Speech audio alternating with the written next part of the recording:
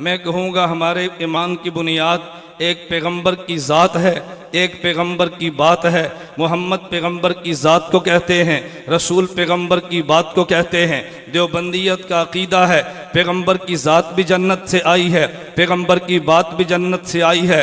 देवबंदियत का अकीदा है पैगंबर की ज़ात भी मासूम है, पैगंबर की बात भी मासूम है। देवबंदियत का अकीदा है पैगंबर की ज़ात बेऐब है, पैगंबर की बात बेऐब है। देवबंदियत का अकीदा है पैगंबर की ज़ात को मानना भी ईमान है, पैगंबर की बात को मानना भी ईमान है। देवबंदियत का नज़रिया है मोहम्मद को देख तो कोई नुक्ता नहीं, रसूल को देख तो कोई नुक्ता नहीं।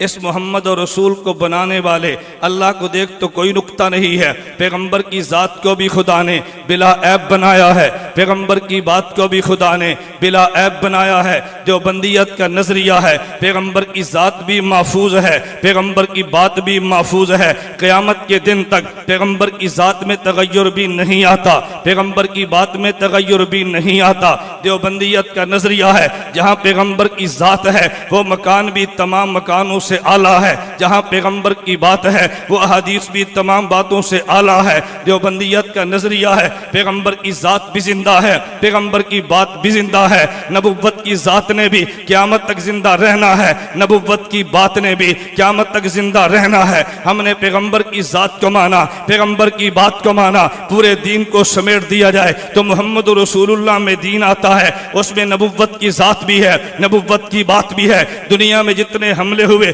कोई हमला पैगंबर की ज़ात पर है, कोई हमला पैगंबर की बात पर है। मैं कादियानियत के हवाले से गुफ्तगू करते हुए ये बात कहना चाहता हूँ कि मिर्ज़ा कादियानी ने नबुव्वत का दावा करके, ख़त्म नबुव्वत का इनकार करके नबी की ज़ात पर भी हमला किया है, नबुव्वत की बात पर भी हमला किया है। देवबंदियत ने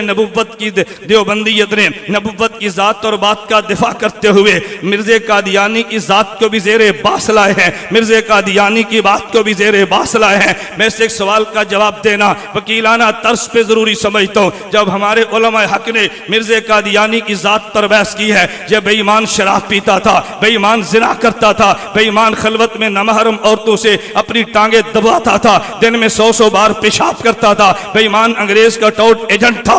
बहुत सारे लोगों ने जिनके दिल में दीन का दर्द था मगर दीन का इल्म नहीं था, वो कहने लगे मौलवियत को मिर्ज़े की ज़ात पर एतराज़ नहीं करना चाहिए, मिर्ज़े की बात पर एतराज़ करो। ज़ातियात पे तनकीद करना इंसानियत को ज़ेब नहीं देता। मौलाना मोहम्मद अली जलंधरी ने देवबंदियत की तरफ से बात करते फरमाया मिर्ज़ा कादियानियत ने मौलवियत का दावा नहीं किया, उसने नबुव्वत का दावा किया है। मौलवियत की बात को मानना ज़रूरी है, मौलवियत की ज़ात को मानना ज़रूरी नहीं है। जो नबुव्वत का दावा करता है पहले उसकी ज़ात है फिर उसकी बात है। और दलील के दौर में नबुव्वत का पहला खुतबा पेश किया कि मेरे पैगंबर ने फरमाया लबिस्तु फीकुम उमरा, और मक्के वालों तुम्हारे अंदर मैं अरसे दराज गुजार चुका हूँ, हल वजदतुमूनी सादिकन काज़िबा, तुमने मोहम्मद को कैसा पाया है। मक्के वाले कहने लगे जर्रबना गैर मर्रा, हमने कई बार तुझे आजमा के देखा है, मा वजदना फीका इल्ला सिद्का, मोहम्मद तुझे सरापा सदाकत पाया है। फिर नबुव्वत ने फरमाया कुलू ला इलाहा इल्लल्लाह तुफ्लिहू, पहले मोहम्मद सल्लल्लाहु अलैहि वसल्लम ने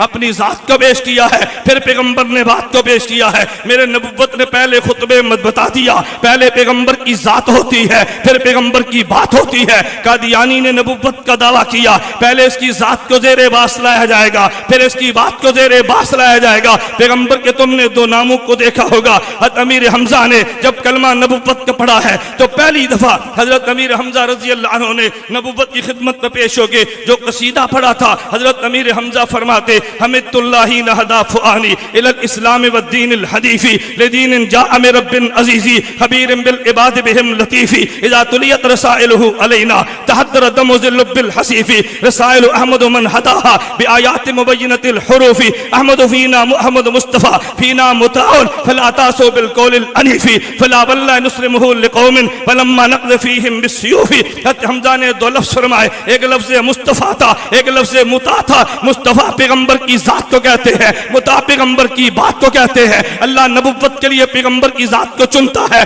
बात को हुज्जत करार दे देता है। कादियानी तूने नबुव्वत का दावा किया, पहले तेरी जात देखेगा कि सर पे ताज नबुव्वत को सजाया जा भी सकता है या नहीं, फिर तेरी बात को देखेंगे। मैं इसको यूं कहता हूं, हजरत मौलाना ज़ियाउल कासिमी खतीब यूरोप एशिया ने इस बात को यूं समझाया, फरमाया तुमने कभी देखा है अगर ट्रक किसी सड़क पे चढ़े तो पुलिस वाले ये नहीं देखते ट्रक की रफ्तार कैसी है, ये नहीं देखते ट्रक चलता कैसे है, पहले ट्रक को देखते हैं इसकी लाइट भी है या नहीं, ये चल सकता भी है या नहीं। अगर लाइट मौजूद ना हो पुलिस वाला चलान करता है, ये ट्रक चलने के काबिल नहीं है। हमने कादियानी को देखा है, इसमें लाइट भी नहीं थी। देवबंदियत ने कहा ये तो नबुव्वत की सड़क पे तूने क्या चलना था, अगर सबके चलने वाला ट्रक हो उसे कबूल नहीं करते। इस अंधे बेईमान शख्स को नबुव्वत के लिए कैसे चुना जा सकता है। मैं बता ये रहा था, एक जाते नबुव्वत है, एक बातें नबुव्वत है। कादियानियत ने जाते नबुव्वत पे भी हमला किया है, बातें नबुव्वत पर भी हमला किया है। मैं देवबंदियत के किसके सरताज का नाम लूंगा,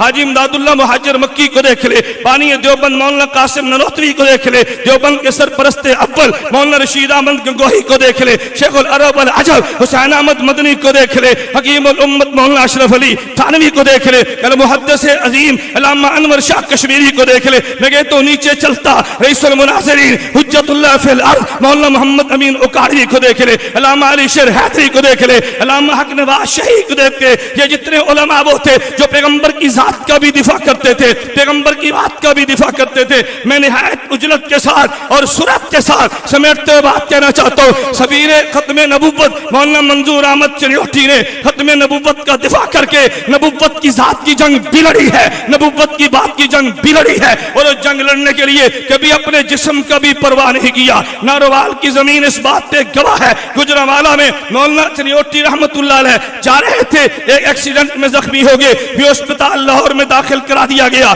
उधर जलसे का वक्त आ गया, रात को जब डॉक्टर बड़े घर चले गए, मौलाना चिन्योटी फरमाने लगे मुझे एम्बुलेंस में बिठाओ, बिठा नहीं सकते मुझे लिटा दो, मैंने पैगंबर की खत्म नबुव्वत की जंग लड़नी है। अगर आज मैं नारोवाल न पहुंचा तो मिर्जाई कादियानी कहेंगे देवबंदियत का बेटा मोहम्मद का गुलाम नहीं पहुंचा। इसी हाल में पहुंचे हैं, 4 घंटे का सफर किया, गाजी सड़क से आगे गाड़ी जा नहीं सकती, पर मैं स्ट्रेचर पे मुझे ले जाके गांव पहुंचाओ, गांव पहुंचाया गया। मौलाना चिन्योटी ने 2.5 घंटे खत्म नबुव्वत के गुफ्तगू स्ट्रेचर पे ले गई है, रात को वापस लाया गया। डॉक्टर कहने लगे तुम्हारे जिस्म से खून बहने लगा, चिन्योटी तुम क्या करते हो, पर मैं खून तो मुझे मिला मेरे मोहम्मद के सदके है, ये जितना बह जाएगा मेरा ईमान होगा। इसी गुजरांवाला में मौलाना चिन्योटी रहमतुल्लाह अलैह का एक्सीडेंट हुआ, चिश्तिया में जाना था, ड्राइवर भी जख्मी है, मौलाना वहीं से गाड़ी पर बैठे जख्मी वजूद के साथ खून आलूदा कपड़ों के साथ वहां चिश्तिया में पहुंचे। मौलाना इस हाल में पहुंचे हो, फरमाया जी हाँ मेरे पैगंबर की खत्म नबुव्वत का मसला था।